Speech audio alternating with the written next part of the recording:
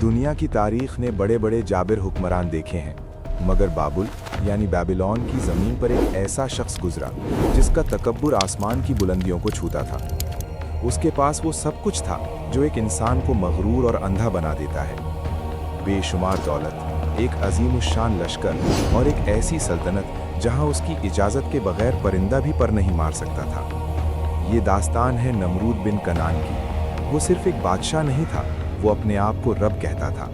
उसका दावा था कि ज़िंदगी और मौत उसकी मुट्ठी में है। लेकिन अल्लाह ने दिखा दिया कि जब तकब्बुर हद से बढ़ जाए तो अल्लाह उसे किसी बड़े लश्कर से नहीं बल्कि एक नन्ही सी मखलूक से मिट्टी में मिला देता है।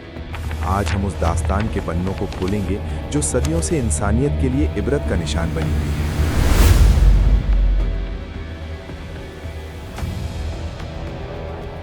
इराक की पुरानी सरजमीन बाबुल उस वक्त इल्म, फन और दुनियादारी का मरकज़ थी। नमरूद ने वहाँ एक ऐसी तहजीब खड़ी की थी जहाँ बुतों की पूजा होती थी और बादशाह को खुदा माना जाता था। कुरान करीम में सूरह अल-बकरा में उसकी बादशाहत का जिक्र मिलता है, जिसे अल्लाह ने हुकूमत अता की थी, मगर उसने शुक्र के बजाय सरकशी चुनी। उसने एक अजीमुशान मीनार बाबुल तामीर करवाया ताकि नाउजुबिल्लाह वो आसमान पर जाकर अल्लाह से लड़ सके। नमरूद के दौर में नुजूमियों और काहिनों सूदसेयर्स का बड़ा जोर था।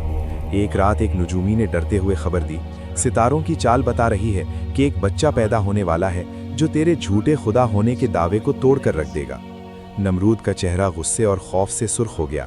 उसने फौरन कत्ले आम का हुक्म दिया, हर नए पैदा होने वाले बच्चे को मौत के घाट उतार दो।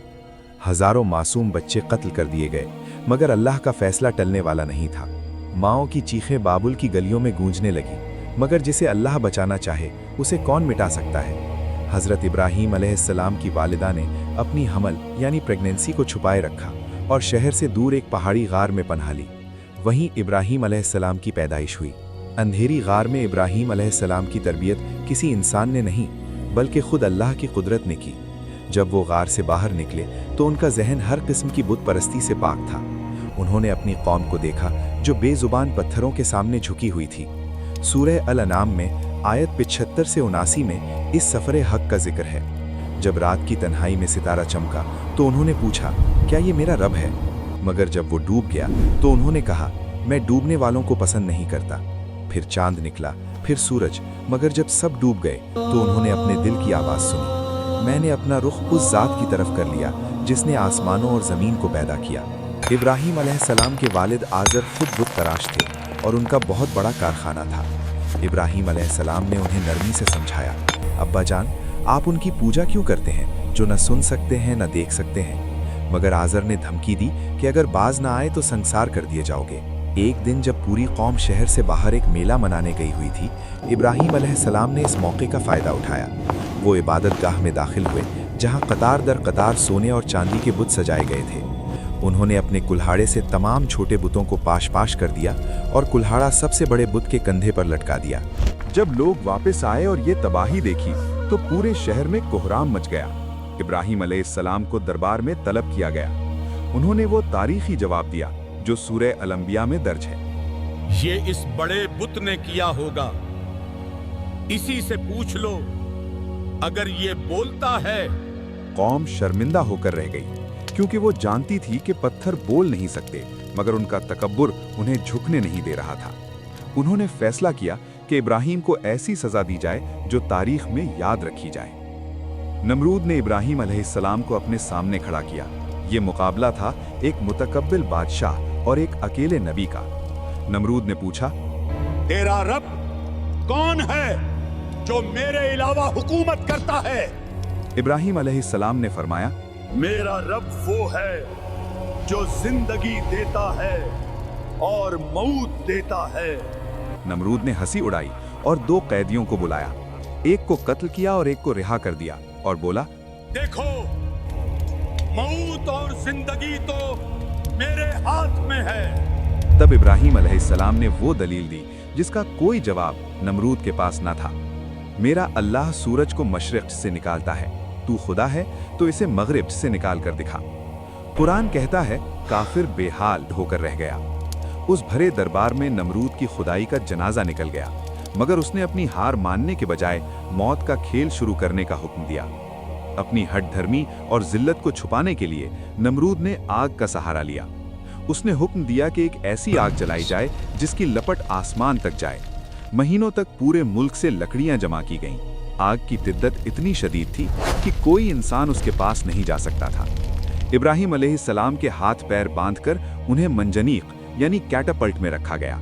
इस सख्त तरीन लम्हे में हजरत जिब्राइल आए और पूछा, इब्राहिम क्या कोई हाजत है? इब्राहिम अलैहिस्सलाम ने फरमाया, तुमसे नहीं, अल्लाह से हाजत है। हस्बुनल्लाहु व निअमल वकील। तब अर्श से हुक्म उतरा, ए आग, इब्राहिम पर ठंडी और सलामती वाली हो जा।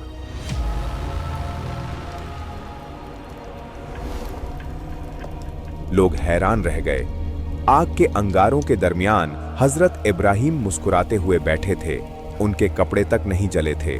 नमरूद अपनी आंखों पर यकीन नहीं कर पा रहा था, मगर उसके बावजूद उसने हदायत के बजाय सरकशी का रास्ता चुन लिया। नमरूद ने इतने मौजिज़ात देखने के बाद भी तौबा नहीं की, बल्कि अल्लाह के लश्कर से लड़ने का दावी कर बैठा। तफसीर इब्न कथीर के मुताबिक नमरूद ने अपने लश्कर को एक मैदान में जमा किया। अल्लाह ताली ने उसकी तरफ एक नहायत नन्ही मखलूक मच्छरों का लश्कर भेजा। इन मच्छरों ने नमरूद के लश्कर का ऐसा हाल किया कि सिपाही अपनी ढालें और तलवारें छोड़कर भागने लगे। यहाँ तक कि इन मच्छरों ने उनके जिस्मों का गोशत तक खा लिया। नमरूद अपनी जान बचाकर महल की तरफ भागा, मगर अल्लाह का एक सिपाही, एक लंगड़ा सा मुच्छर, इसके पीछे पीछे था। वो मुच्छर नमरूद की नाक के रास्ते उसके दिमाग में दाखिल हो गया। अब नमरूद की जिंदगी जहन्नम बन चुकी थी।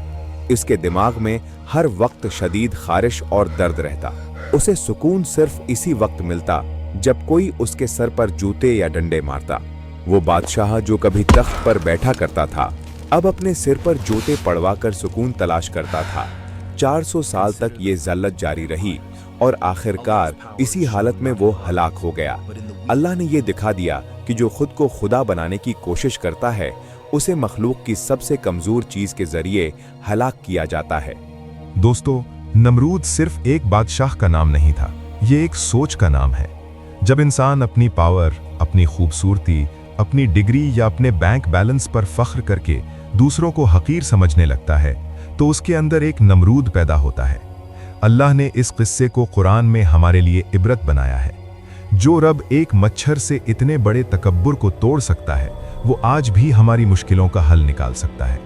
ज़रूरत सिर्फ इस बात की है कि हम इब्राहीम अलैहिस्सलाम की तरह सिर्फ अल्लाह पर तवक्कुल करें और अपने दिल से हर किस्म का तकब्बुर निकाल दें। याद रखिए, तख्त हो या ताज, सब फानी है, बाकी रहने वाली ज़ात सिर्फ अल्लाह की है।